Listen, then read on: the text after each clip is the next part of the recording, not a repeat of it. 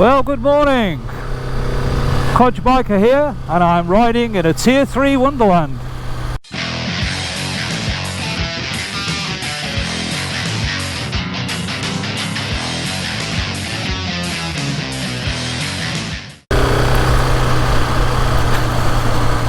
Morning. Well, since the last vlog, my area has gone into what's called a Tier 3 lockdown, which means pubs and restaurants can't open, you can't go in anyone's house or garden, you can meet up to 6 people, I believe, in a park or a public place, but no more than that. And all journeys are to be kept to a minimum. Don't travel outside the area. It's a bit problematic really as to what it means in terms of motorcycling. So I haven't ridden for 2 weeks, but this morning I need to go to a pharmacy and pick up a prescription, so that's where I'm going. I also need some fuel. I'll take the opportunity just to have a little ride around, charge the battery up, and have another feel about this bike, because I've not ridden it very much since I got it. Keeping my journey to a minimum, just going to test out the new side covers that I fitted, see if they melt, see if the bike feels any different. A cover and another colour. I thought these were going to be orange, but they've turned out to be black. But anyway, doesn't matter.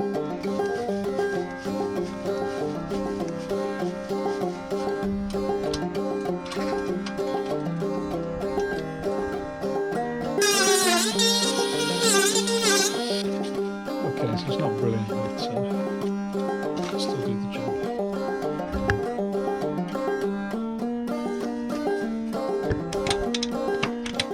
It's not making any more noises than it made before, no different noises, and also see what the new skid plate or the new bash plate, whether it rattles or anything. I can't hear anything. It seems the bike seems very solid. It doesn't rattle at all, this bike. You know, some bikes rattles and bumps and bangs. This doesn't rattle at all. You do get the noise from the engine, obviously. It's a single cylinder. In other news, well, I was investigating getting a KTM lowering kit on this bike, but there are none in the country before December, and if a power part date is December, you can pretty much be sure that it will be not a December, or at least not this December. Could be another December, another year, but more likely I would say in the new year. So quite alright with it so far, the height of the bike. I would be only concerned if I start loading it up with luggage, maybe next year. So I've ordered a Cuba Link, and we'll try that out. Now, on the previous version of this bike, up to 2019, Cuba Link was a standard way of lowering the bike that a lot of people used. But on this bike, you can't fit the 1 5/8 inch Cuba Link without grinding out the rocker arm on the link on the bike, and there's no way I'm doing that. I'm not having that done. The idea of anything I put on the bike generally is that I can reverse it as much as possible. So I've ordered a 1 inch Cuba Link, which I may or may not fit. I haven't decided yet, but I'm going to have it in reserve. Then obviously, if you fit a 1 inch Cuba Link, which actually drops this bike apparently by 1 1/4 inches, chances are that the side stand would need shortening. So I did find a short side stand, so I'm probably going to get one of those just in case. So I'll probably get a short side stand and a Cuba Link, and then decide what to do afterwards. She who must be obeyed has bought me those as my Christmas present. Christmas in Codger Biker house, Cuba Link and a shortened side stand.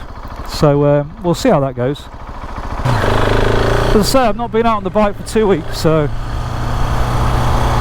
I'm doing my bit to keep my journeys to an absolute minimum. This will be a very short one this morning. Just charge the bike up, top it up with fuel and park it up again.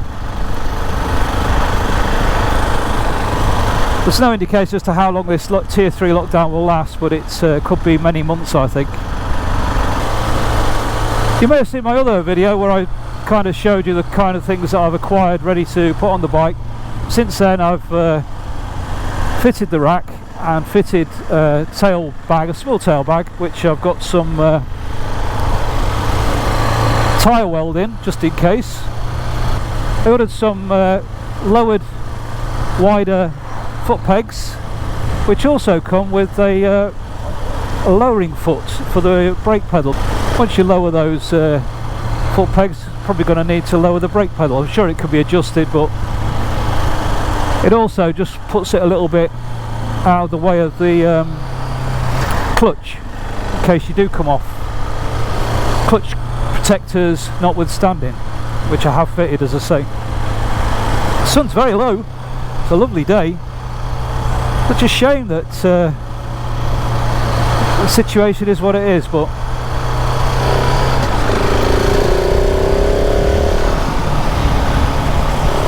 that's life, I suppose.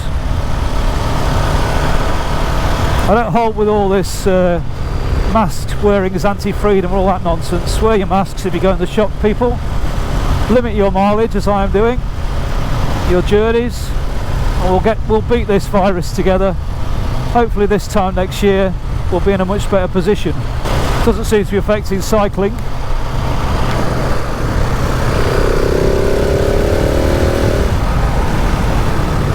So yeah, it's problematic really. I don't know where motorcycling stands in this tier 3 thing. It is my exercise, it is my mental tonic, if you like. Get out of the house, get away for a bit. If you think riding a motorcycle is not exercise, you've never ridden one off-road, that's all I can say. So it appears to be legal to ride a bicycle for exercise. It appears to be legal to ride an electric assisted bicycle for exercise. Motorcycling, I'm not sure. I don't know where it fits in. Is it an unnecessary journey, or is it part of my exercise and mental health? I'm hoping that motorcycle newspaper in England will provide some guidance at some point, but I'm playing it cautious for now and really minimise it. But it is so nice to be out. This is beautiful. You do take it for granted when you've got it all the time, riding a bike. I've got my heated grips on, got a nice smooth airflow, no screen yet. It's lovely. So I just put a bit of charge into the battery. It's been standing for 2 weeks. I noticed when I set off the bike stalled. Never done that before. Forget it's just a single cylinder bike. Certainly see some perks up now we're out though.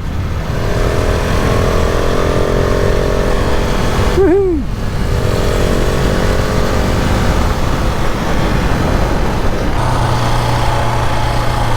That quick shifter is sweet.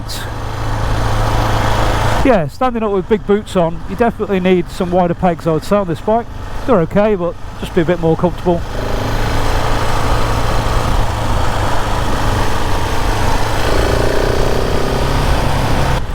But it's beautiful this morning.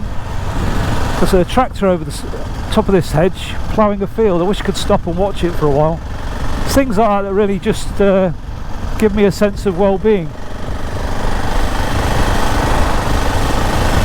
It's very difficult being stuck in the house for weeks at a time. Oh, there we go. Could have pulled in there. But purely in terms of mental health, it is quite nice just to get out on the bike. Anyways, I'm calling at the chemist, pick up the prescription and get back with you in a bit.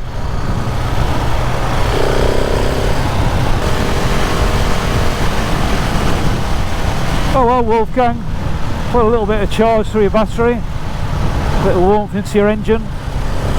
That's all we can do, I'm afraid. We shall limit our journey.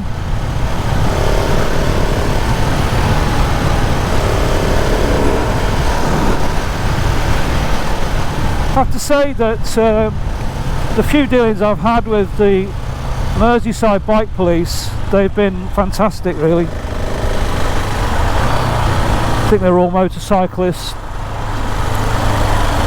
They're not out to victimise you in any way, shape or form, so I have no issues with Merseyside Police at all. Quite the opposite. We've been very supportive to motorcyclists. I do see them around quite often, and they tend to give me a nod, which is nice.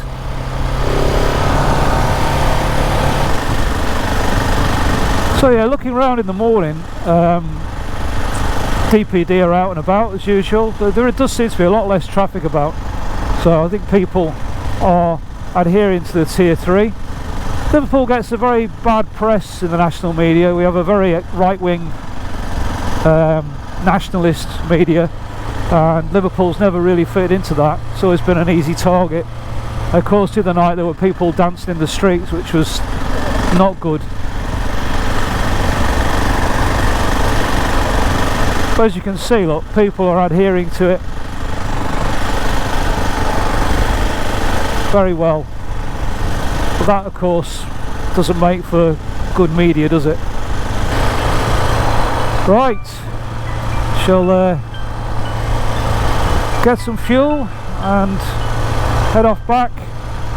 Park at Wolfgang for another few days, fortnight probably.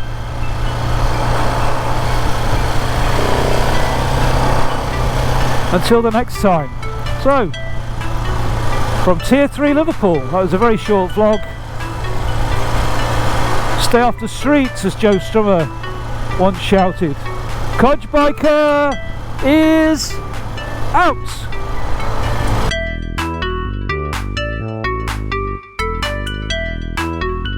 This is a public service announcement with guitars. Know your rights. I wish I did know my rights. Do motorcyclists have rights? Who knows? Come on, Motorcycle News, tell us where we stand.